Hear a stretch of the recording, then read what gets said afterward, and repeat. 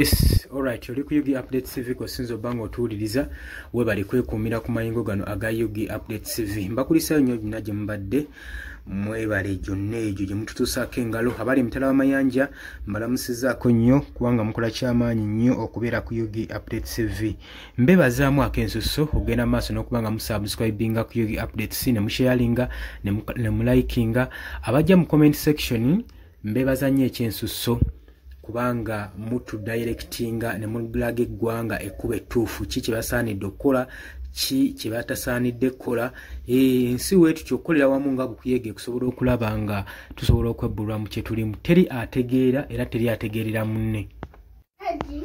Gwe toddeeyo n'olowooza nti nno munno gwamusinga otegeera oba gwasinga otegeera emitwa. Amagezi muliro wegakuggwako oganona wa munno, so mba mulina okukolera wamu okusobola okulaba nga mulwanyisa effuga ebbi. Buli magezi gonna gaanirize. Pikingamu ekirungi ekikyamu kireke, wabula ate mmwe abagenda maaso n'okuwemula amuwemulira ku social media olw'okuba nti nno omubaka tagenze maaso nakola ekyo kye mbadde musuubira kyagenda kukola mukadde ako. Bannange, singa gwe yali asobola wandize ne weesimbawo naawe ne bakulonda n'ogenda mu kifo ekyo, mubaleke temupressurizinga babaka kubakozesa nsobi. Mubaleke bakole emirimu nga bwe basuubira we bateekeddwa okuba nga bagikola. Omunaabaamu ensobi banaazigolola. Oli ku Yugi Update TV kusinzira okuba nga otuwuliriza gwe mukwano gwange ali eyampuliriza. Naggambye edda gwagala otwegattako, kira wansi waliwo ekigambo subscribe kikoneko obeere nga otwegattako. Kakati nno ensonga gye nze okwogerako ya President Yoweri Kaguta Museveni. Mwami Museveni ono gwe mulaba tetumanyi waki watuuka ku nsonga za Buganda nga mulimu akamulumulu zimunyiriza ddala nnyo ebyensusso. Kakati nno ensonga eyamunyizizza era nikwe yavudde ottabuka n'ayogera n'ebigambo ebijjuza pipa. Nsonga ntono nnyo onoobeera ng'ogyekkaanyiza nga kwabadde kusinziira kubanga obwakabaka bwa Buganda bulina enkyukakyuka ze bwakolamu nga okuyita Ssaabasajja Kabaka wa Buganda is a Majesty. Kakati kino ekigambo kinyiiza nnyo Mwami Yoweri Kaguta Museveni. Nsengo nno yamunyiriza ddala nnyo n'atuuka okugamba nti ani yabalagira okutandika okukyusa ebyobuwangwa n'ennono nga ffe baakasangwawo temusoose twebuuzaako. Tetumanyi nti nno oba obwakabaka bwa Buganda bulina kusooka kutuuza lukiiko oba bulina sooka kutuula wa Mwami Yoweri Kaguta Museveni okukola ennongoosereza mu bwakabaka. Ekyo mbadde nze sikimanyi. Kakati agamba nti ye ne mwandibadde muyita tetumanyi bigambo bimugenda mukombooza bye muleeta nti Majesty, His Majesty. Agamba nti si kigambo kwega tekyamusanyusiza nnyo okulaba nga Ssaabasajja Kabaka wa Buganda bamuyita mu ngeri weetyo. Ye ng'agamba edda ffe kabaka twamuyitanga His Highness era nga ye kyapropoozinga. Ne twebuuza nti eno ensonga eri ku ki? Teyakomye okwo Mwami Yoweri Kaguta Museveni n'agenda mu maaso okutabukira nno ddala ng'agamba nti nno temusobola kuba nga mukola ennongoosereza mu bwakabaka bwa Buganda kyokka nga ffe abaakomyawo obwakabaka ffe abaabukomyawo ku kyati mu Uganda wano nga temutwebuuzizzaako.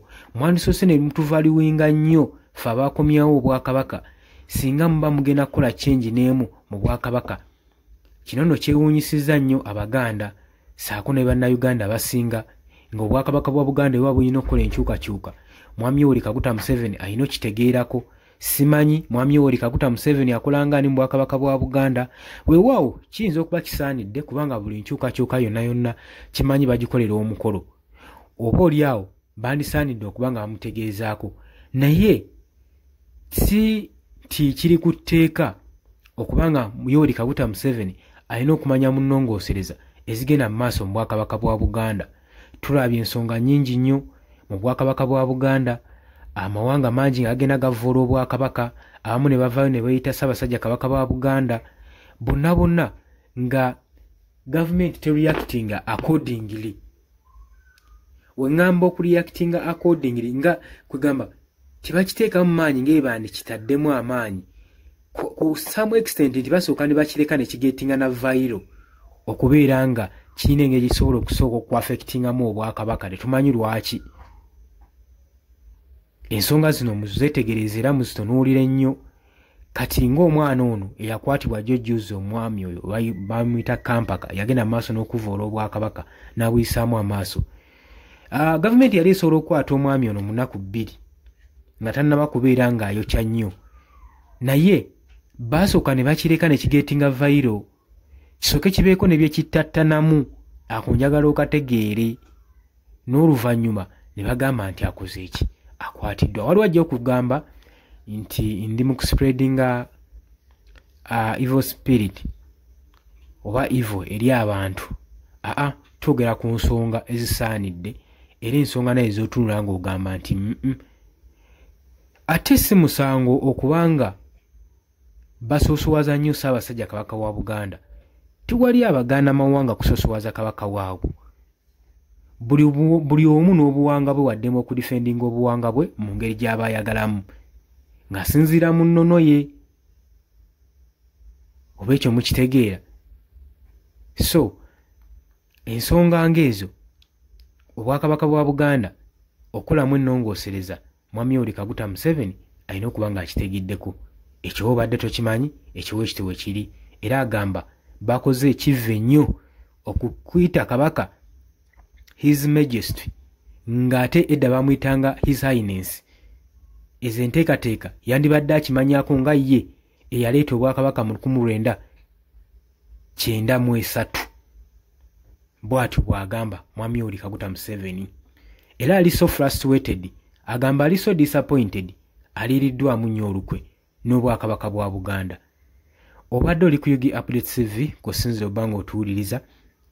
Nyongera okubiriza gwe atannatweyungako kiri wansi waliwo ekigambo subscribe kikoneko obeere nga otwegattako. Mbagaliza ekiro ekirungi oba oli awo tunaaba tukomawo naye nga mbasiibudde.